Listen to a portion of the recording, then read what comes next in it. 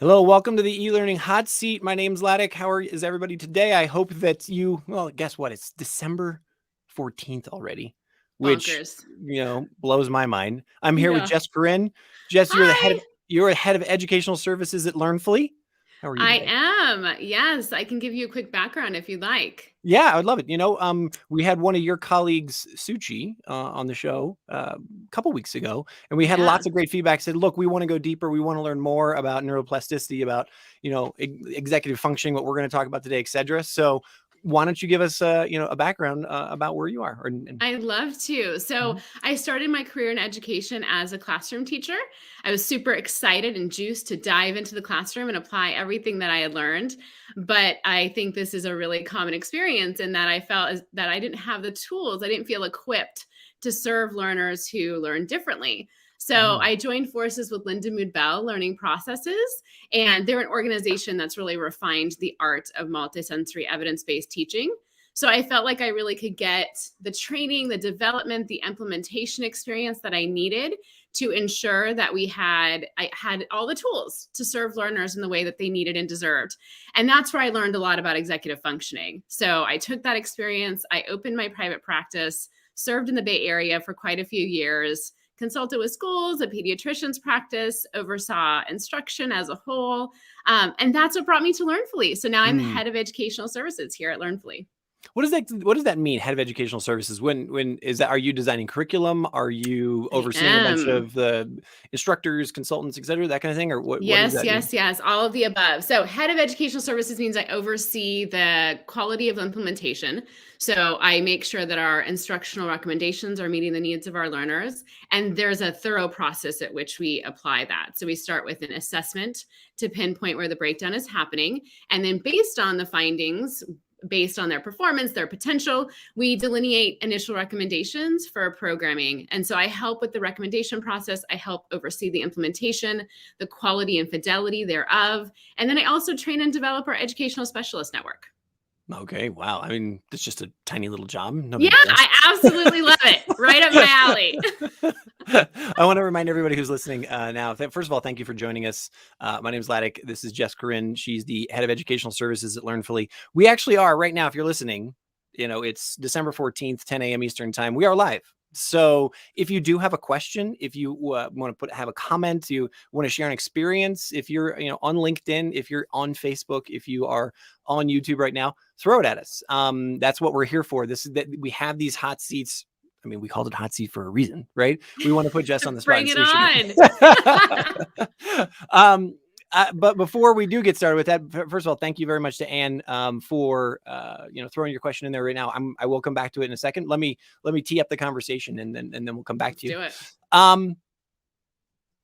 We want to focus today on executive functioning as it overall, and then as it sort of relates to neuroplasticity and neurodiversity and those kinds of things. But give us the baseline. What is executive functioning? What does this mean? Why is this important, etc.? Would love to. So I believe strongly, wholeheartedly, that executive functioning is like the precursor to many learning differences. And the reason for that is that the executive functioning abilities are housed in the prefrontal cortex of your brain. And so that is like the gate that allows information to streamline into the different components of your brain that are responsible for literacy, language processing skills, mathematical abilities. So executive functioning in the front of your brain, if it's weak, if you have executive dysfunction, it serves as a blockage. And I'll define what that means in a moment, but the importance is if it's blocking your brain's neuroplasticity, right? The ability to then transfer information to the relative areas, you're not able to meet your potential. And so I feel like there's a ton of education that needs to happen around executive functioning. You'd be surprised at how many people I talk to who can relate to the different component skills within executive functioning, but don't know the term itself. So I'm so grateful that we're talking about it today. Thanks for the opportunity. Yeah, go ahead. To define it. So executive functioning as a whole, some see it as like the CEO of your brain. I see it as the conductor of your brain because the role of the conductor is so closely aligned to executive functioning as a whole. And what that means, it's a really broad stroke term for 3 buckets of skills that then branch out into 8 more channels or buckets. So it's a lot of complexity here. You're right. I'm literally pulling my notebook out right now because I'm gonna have to take notes here. Welcome. Yeah, welcome to my college course. So executive functioning, there's 3 different avenues or channels. One is working memory. And that's your brain's ability to activate prior knowledge, hold on to information that you're interacting or engaging with, and be able to connect the two. So it's your brain's ability to automatically retrieve information and then do something with it. Mm-hmm. So a lot of the reason why some of our learners struggle in reading, spelling, automaticity of math facts like multiplication is they can't hold on to that memory for long enough in order to retrieve prior information and make the connections. You can see why that's a problem, right? So 100%. Yeah. Absolutely. So if you can't sustain attention, if you can't then make those connections, then it's really difficult for you to succeed educationally and beyond. The 2 other buckets are mental flexibility. So being able to switch at a dime, being able to self-regulate, control your impulses, that sort of thing. Is this connected with like an emotional center kind of? It is because that is also in the prefrontal cortex, right? The amygdala is the emotional center, and hippocampus. Those 2 work side by side with memory and emotion. And so if you're unable to regulate yourself, the self-control bucket comes in, and then you might call out in class. You might have outbursts, reactions that are unexpected. You won't be able to initiate tasks, organize yourself, plan or prioritize. So all of these different inner workings really allow us to respond to daily activities with efficacy and efficiency. And without that ability, then you can't even get to the point where you're able to really engage with academic and information in general. As another result as well, just the way that we tend to describe things is, as you said, like outbursts or, sort of the, what's the word I'm looking for? Let's just leave it there, sort of outbursts. But is another result sometimes, that kind of going inward where you're not responding at all, or you're just not engaging, or is that a different outcome that we would see? No, absolutely. So when you look at self-regulation as a whole, there's many curriculums around heightening cognizance in our learners on how their alertness and energy levels can impact their ability to perform and engage. And some are low energy. So they might be really like you said, they focus inward. They might have a little more of like that blue tone where they're sad or bored or easily fatigued. And then you have others, such as myself, who live in more of a hyperactive, energetic zone. And so that means for me in school, I really needed to figure out how to channel my energy in a productive way so I could sustain attention, I could focus, I could follow through and initiate in what was being expected of me in the classroom and out. So yeah, there's a range. It's absolutely a spectrum, much like everything in the academic realm. Super cool. So we've got these 3 kind of high level buckets, and there's, yes. I know we had talked about, we want to talk about these 8 pieces that then connect to them. Before we go down there, I want to thank Carlos Rosas for your question. But I think, tell me if I'm wrong, but I think we may have already answered it, because he asked, what are the neuronal correlates for executive functions? So he said, it seems the only thing with some evidence is working memory, but that sounded like that was like, that's overall working memory, but then it's those 3 buckets. Do we already? Yeah. So working memory is one of the 3 buckets, right? And you can, I hear you, Carlos, you can measure working memory through evaluative processes. You can look at evidence-based and research studies for working memory. It's a little more difficult to gauge the other 2 because they're relative to the learner. So working memory absolutely is one that can be evidenced and measured and so forth scientifically. And then you can do the same for regulation and mental flexibility, but it's a little more gray. So you're not able to really apply as much research. There's not as many recent studies around it, which is why you have to focus a lot of the time on educating our community, because there's a lot left to be unknown.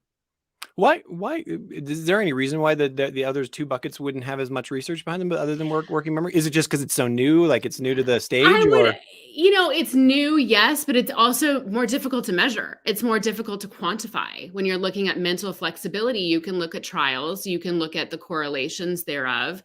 Same with how to self-control. You can look at, take a tally chart or an antecedent behavioral consequence chart, but it is all relative. right? Like for somebody who I can function at a really high level. So you can gauge my levels of alertness and energy based on heart rate, based on trials, right? But that's all relative. So working memory is the one of the three overarching buckets that you can quantify and then thus qualify in order to then delineate and correct or remediate. I love that. This is awesome. This is fantastic. I've already learned more than I ever knew about executive functioning. So cool. Just a reminder to everyone who's listening right now, I'm with Jess Corinne. She's the head of educational services at Learnfully. We're talking about executive functioning as it relates to neuroplasticity, neurodiversity, etc.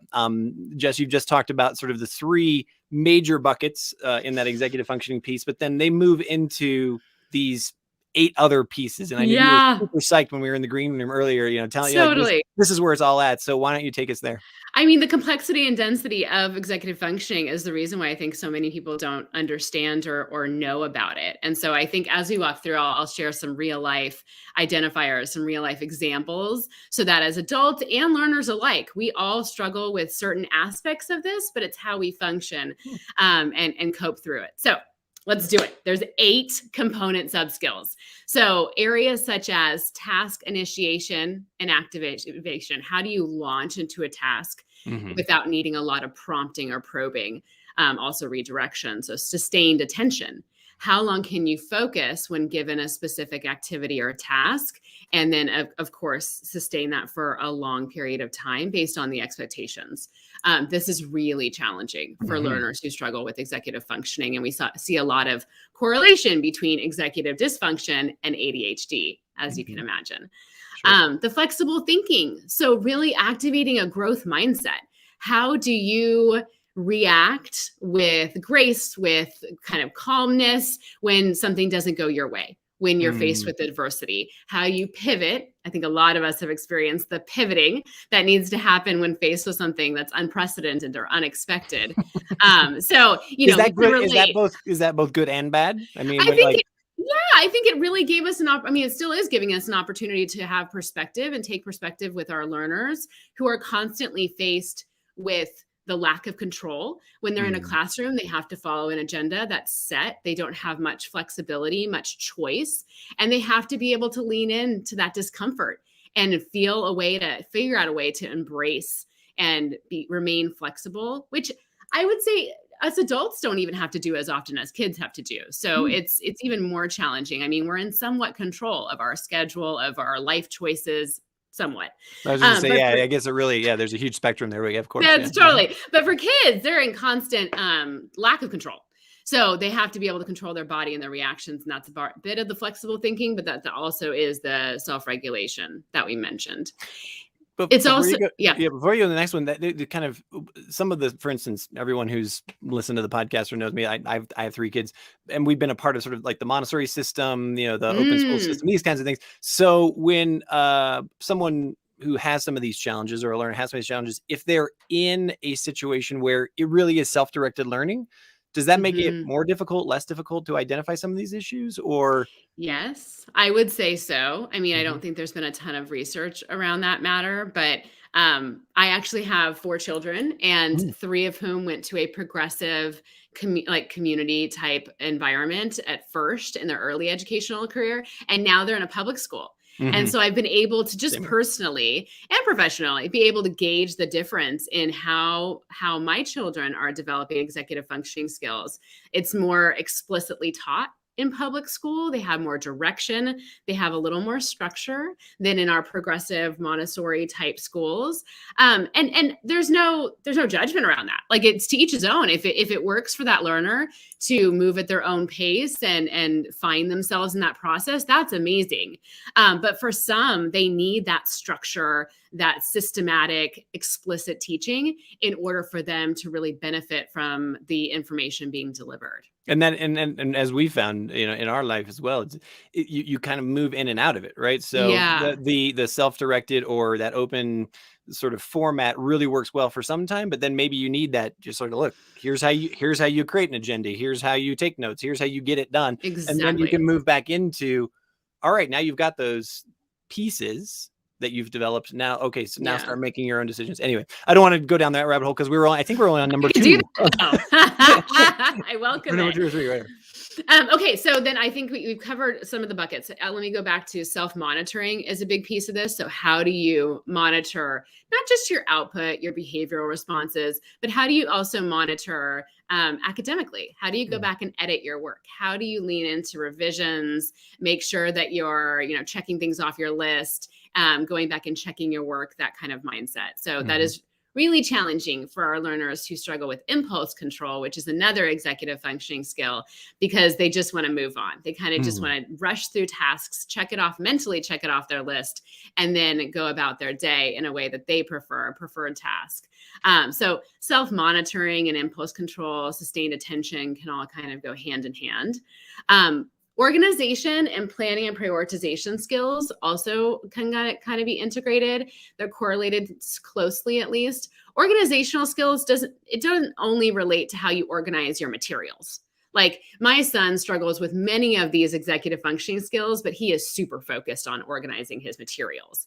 That said, he doesn't have an organized train of thought. He doesn't know how to organize his time. He doesn't know how to manage his time because he lacks that time estimation, that relational connection to space, if you will. So you may be able to function in one of these areas, but that doesn't automatically mean that the others come as easy to you. So organizational skills in terms of materials, train of thought, time management skills, and also how you plan and prioritize. A lot of our learners who struggle in this area, they don't like planners. They don't know how to actively use a planner, electronic or written. They struggle quite a bit with how to go through their weekly activities or tasks and chunk them out into smaller, more manageable parts. I think some adults, they struggle with that too. I was going to say, I know quite a few adults who struggle with this. Time management is like, feel like that's a business industry. That's an industry in itself in the self-help universe, and especially in business and whatnot.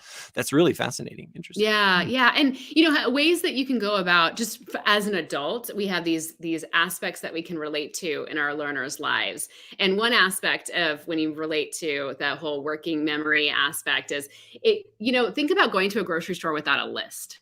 Right? It would be really challenging for most of us to go to a grocery store if we have more than 3 items on our list, maybe 5, and be able to execute that with proficiency, right? And our learners are constantly having to take in information, hold on to it, then pull from other aspects of their brain to make those connections. So us adults have learned how to use a list. Right? We even use checklists throughout our day, or if we have certain things that we need to get done as parents, we write those down.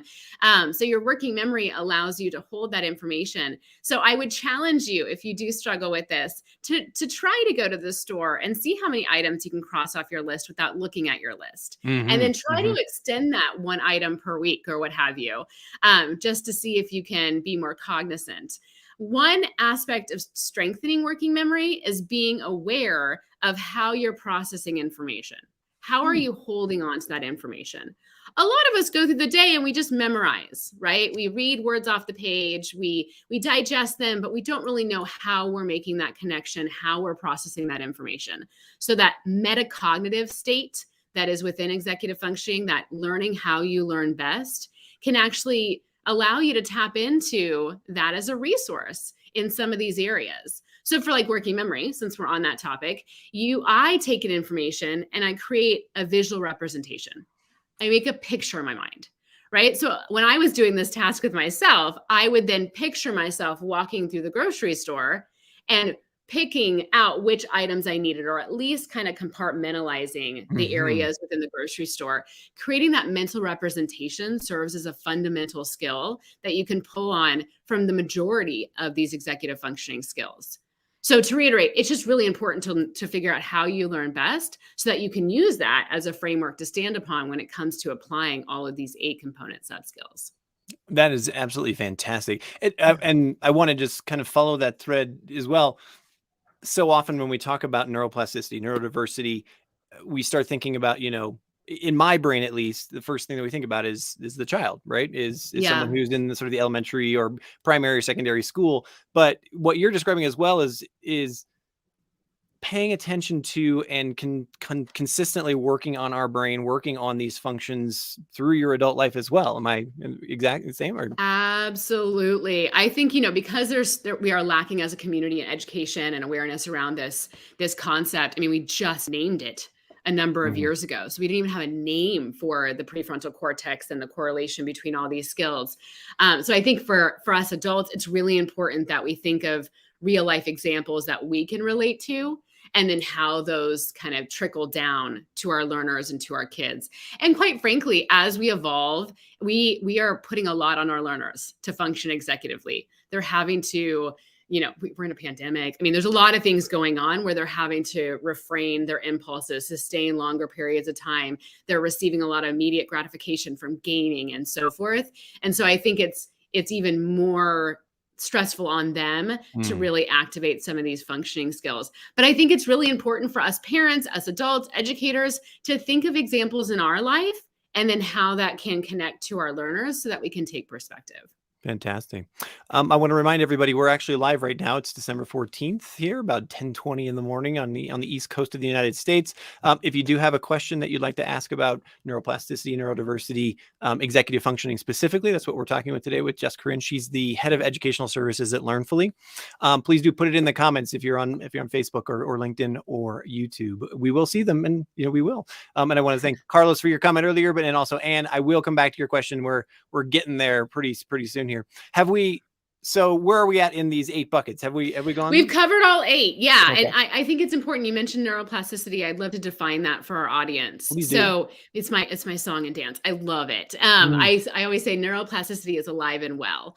It's the reason it's true. And it's so amazing and fascinating at the same time, because it's the reason why we're able to adjust and relate to some of these aspects. So let me define it for us. Neuroplasticity is your brain's ability to shift and mold and re-strengthen some of those synaptic connections. So you actually, by definition, can rewire the way that your brain is processing information. That is so important throughout our lives, but especially when it comes to executive functioning, because some of us face challenges in one or more of these 8 buckets, and we might feel defeatist, right? We might feel like we're unable to achieve and we have to use compensatory measures to get around them. But in reality, we can retrain the way that our brain is communicating with other aspects of our brain. For example, if we have executive functioning and we have an executive dysfunction, so we have a weakness in this area, it serves like a stress fog, right? All of a sudden, the uptick in anxiety we're all facing as a society has really allowed that gate, that break, so that our learners are not able to take their executive functioning skills, even if they're strong, and then tap them into different areas of the brain. So if you have to, let's say you're struggling with paying attention, then how can those synaptic connections actually reach the back of your brain? And that area of the Broca or Wernicke area is really responsible for language processing skills. So if you can't sustain attention, you're not taking in information, you're not processing and all the teaching that's happening around you. And so it's kind of like a blank slate at that point. So you can actually use evidence-based multisensory instructional models to retrain these pathways in your brain. We see it in light up technology, right? When people have the scans, you're able to actually see from pre to post instruction how these aspects and these certain component subskills in your brain are reactivated through repetitious, consistent instruction. So I think it's amazing. And executive functioning is like the preface to all of that, because if that isn't in place, then there's absolutely no way that you can activate and tap into those other aspects of your brain that allow you to not only realize, but reach your full learning potential. I want to re-emphasize or emphasize what you're discussing here. One of our favorite guests on having on the show, her name is Dr. Britt Andrietta, and she talks about the brain science, of leadership, of learning, of teaching, et cetera, et cetera. And in one of her last talks that we were talking about, it describes exactly what you were saying there, where it's like the power of habit, right? When you do something over and over again, that you can actually measure the synapses and the neurons growing So, you know, Yes. I think if don't quote me, but she said something like 40 repetitions to like get something so that it's thick Mm. enough that it actually creates a new habit for yourself, or, you know, it changes the shape of your brain, for lack of thing. That's that plasticity, so that you're actually, you know, you have a new behavior, or you react differently to something, or something like that. Do I have that correct? Something like that? Absolutely. And I think it gives a lot of hope to our learners who are struggling in the prefrontal cortex, but beyond as well, Mhm. in learning in general, is that with repetition, with consistency, with research oriented methods,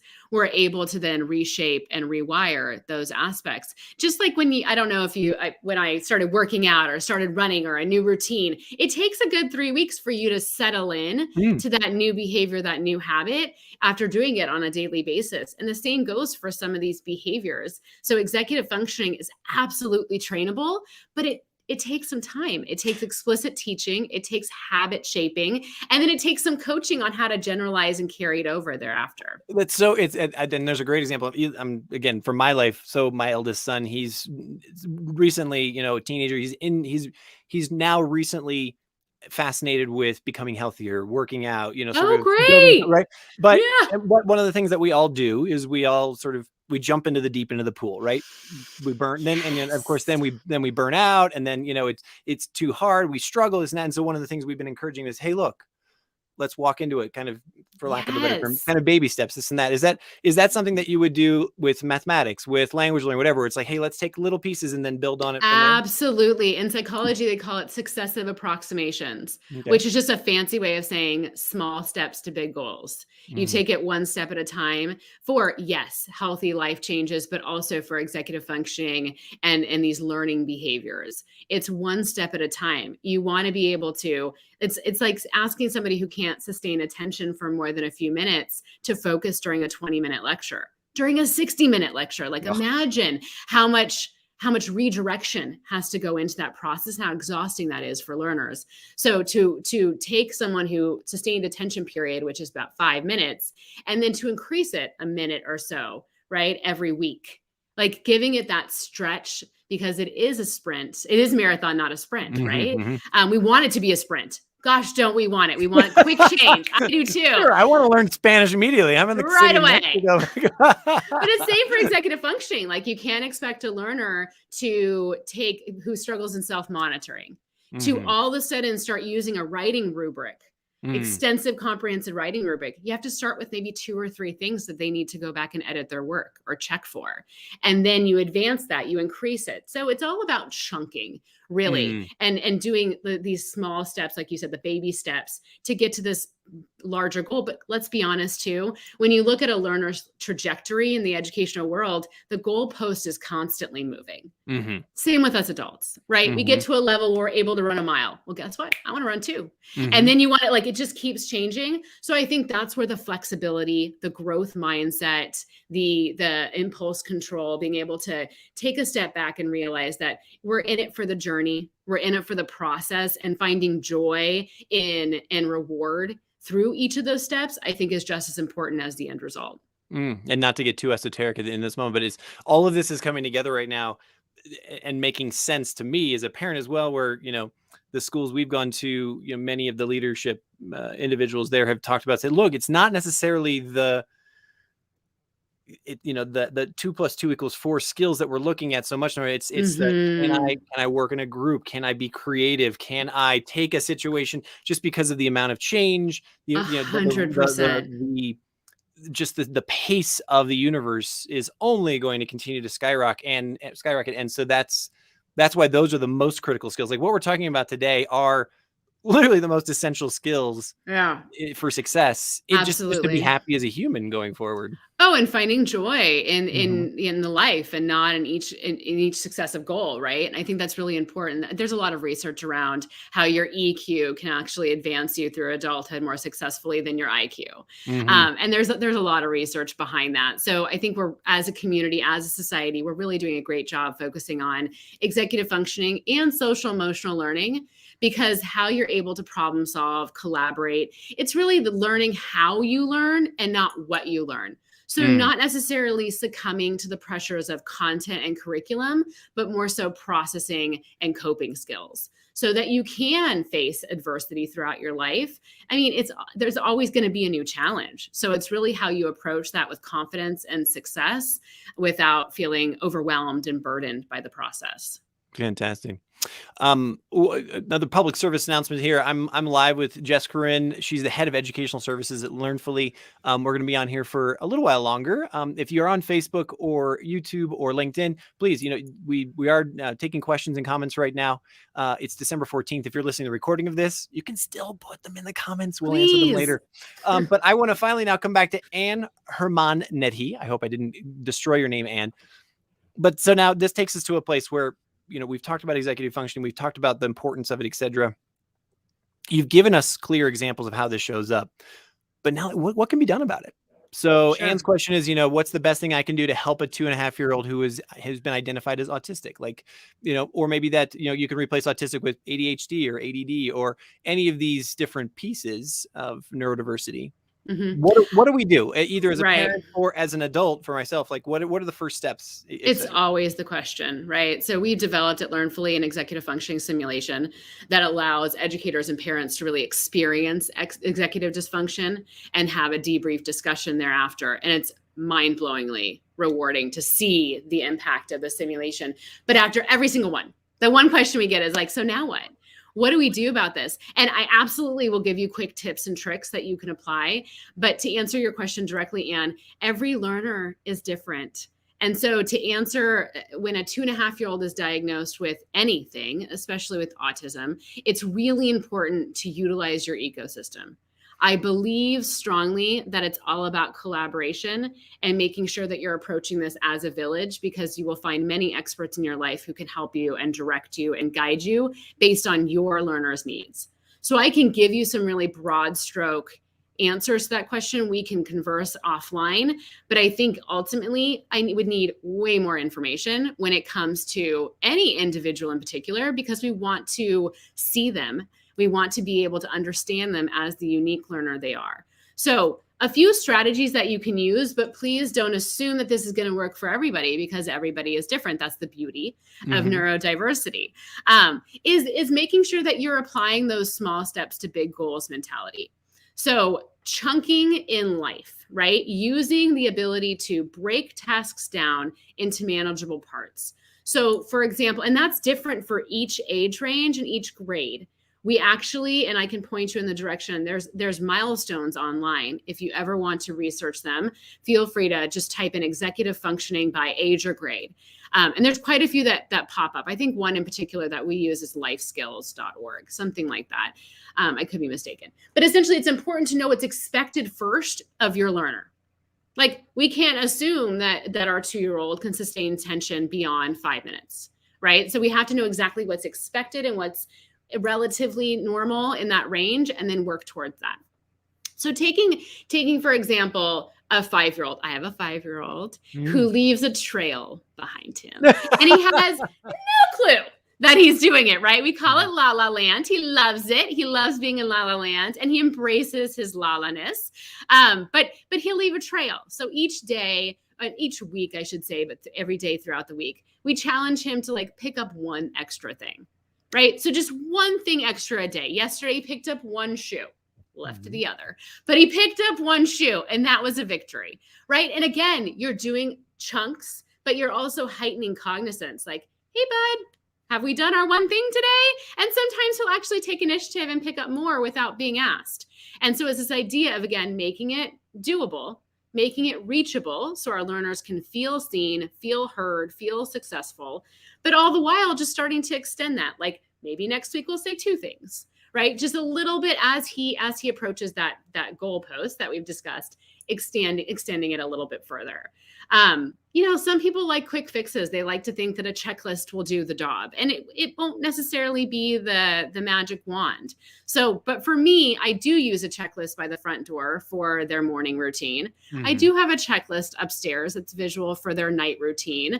And the more they see that, the more it ingrains this habit, this pattern, this expectation, and they can then generalize that into different aspects of their life.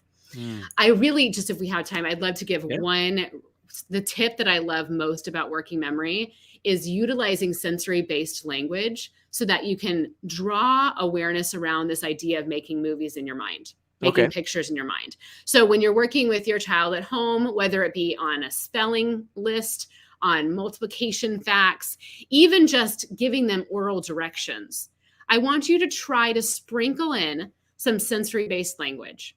So I want you to ask them, what letters do you picture for this word, whatever spelling word they are, to see in their mind, so they can be aware of that working memory, that blackboard in their brain. What numbers? Let's say I want you to picture 4 times 2.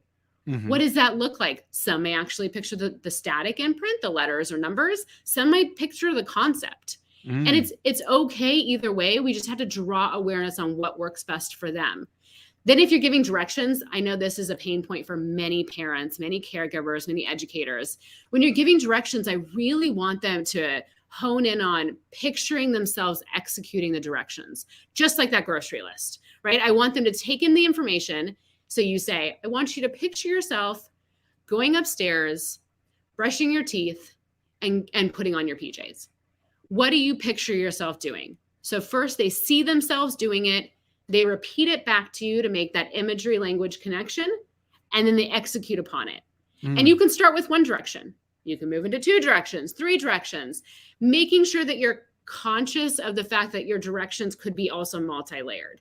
So if a teacher says, go grab your book, like you're actually having to get out of your chair, find where that book is, find it on the shelf, pull it out, sit down. So that's a multi-layered 1-step direction, right? So just be conscious of what you're asking your child to do. And then when doing so, try to sprinkle in as much sensory-based language so they can tap into that whiteboard, that blackboard, the mind's eye, so they can utilize it as a resource when they're in class and they're receiving a bunch of information. We don't want them to be a blank slate. We want them to be making this mental movie, this illustration, this narrative as they process information so they can utilize it and activate it at a later point. This is all the excellent information, not only for a parent working with a child, but I want to draw it out again to adults, adult learners, professional. For sure. Like, this is all, I'm just thinking about, wow, do I do any of this stuff? Do I think about how I think? How often do I say, wow, I have a project that I have to complete over the next 6 months. Let's visualize it. How do I visualize it? How do I break it down? And that's just this is all really great fundamental stuff just about working with our brains so that we can we achieve those outcomes that we need to achieve. It's fantastic. You'd be surprised at how often you do it inherently. I think as adults we do it inherently, although when I learned this methodology, I swear I was a memorizer. Like I crammed for all my college tests, 4.0 student, but I would highlight the entire textbook. I would wake up at 4 a.m. every day. I would study and cram. And then I lose the information until I realized that I should have been generating and conjuring these images. And so I would say most adults actually do it inherently, where they're reading a novel, they're making the movie in their mind. They go and see the actual movie and they're disappointed. But how much stress can I reduce in my life? For sure. By being conscious of it. Yeah. Right. By saying, okay, look, rather than diving into the project or diving into the meeting or diving into whatever conversation relationship that I've got going on, I'm going to take 2 minutes and just like take that deep breath and think about what's the outcome that I want and actually visualize. Like I can see how powerful that would be for so many, adults in my life of just thinking about thinking first and then executing on it. Right. So yes. And it is applicable to all aspects of our life. Like, just like you said, in terms of setting goals, in terms of making plans and prioritizing, but what you do in that moment, other than the fact that you're like kind of concretizing or anchoring the information, is that you're releasing the stress fog, that anxiety block. So, I mean, just even mindfulness for learners, taking a few minutes to just take, a deep breath, find some of these self-regulatory tools that work for them. My children love making glitter jars. They shake them and we talk about settling your glitter. Like just chill and take a minute to learn how you are able to relax yourself. Because without that, even if you have strong executive functioning skills, you have an anxiety block and you can't then correspond with different areas of your brain. So visualization helps not only in like executive functioning, but also in relieving that tension so that you can maximize your executive functioning skills. Super cool. I want to come back to another question that Carlos Rosas, pardon me. Yes, please. So he asks, if you ask for what is learning, everyone seems to have a different answer. So what kind of Hmm. answers are useful for teachers when I assume, parents come and say, what is learning? Or, leadership says, hey, how do we show that learning is happening? Or a district or, would say, how do we, Mm. do you have a sense of how to answer that question? Gosh, as soon as you said that, I do believe in showing a learner their successes. So I think sometimes those district assessments that my children face every 9 weeks of the school year, it allows them an opportunity to see their successes, but it can work the opposite direction too. Mm, So I hate to answer this in a gray kind of confusing place, but I really think that it's individual. I think mm, that's why differentiation is key. I think learning is different for each and every learner. Like mhm, what mhm, I gauge as a success might not be the same for another learner, which means as educators, we're faced with quite a challenge. How do you show progress? So I think that, setting baselines is important. I think monitoring whatever your goal is, whether it's executive functioning or academic based, I really believe in the power of delineating your goals and being able to use those as a baseline and then creating milestones to work towards your next marker, your next place of I just testing, it depends on the learner. I think testing itself, just to answer that specific part of the question, it ignites a little bit of anxiety and mhm. a lot of it for some learners, and then they're not able to show what they know. So I think that using the power and beauty of differentiation, knowing how your learners learn best, and being able to then integrate personalized and different ways that they can show their knowledge, such as a video versus a written book report versus a cardboard box story or whatever it Mhm. is, that allows them to embrace who they are as a learner, show their knowledge, and really learn how they learn best so they can advocate when they're older. Yeah. I also love speaking with at least my children or as they're, having to do tests and having to go Mm, through these things. There are important pieces, as you were saying, your children are in public school of, look, we need to test the knowledge. We need to see where you're at. We need to see, did you get the concept, those I kinds of get things. it. But Hmm. I always love watching their little brains kind of explode. And I say, look, I don't know of any job in the world where you can't use all of the resources and all That's of the right. people possible to try to answer the question. And That's working in a right. group and sharing information is actually, that's celebrated, like there's no Yeah. job I know of where it's like, go sit in a room and you can't talk to anyone and you can't look at anything, but you have to come up with the answer. Right. That's And so right. it's important to continue to remind them or educate them or show them that, as this is how we are successful in life. Right. But there are Hmm. these other little pieces that we do now.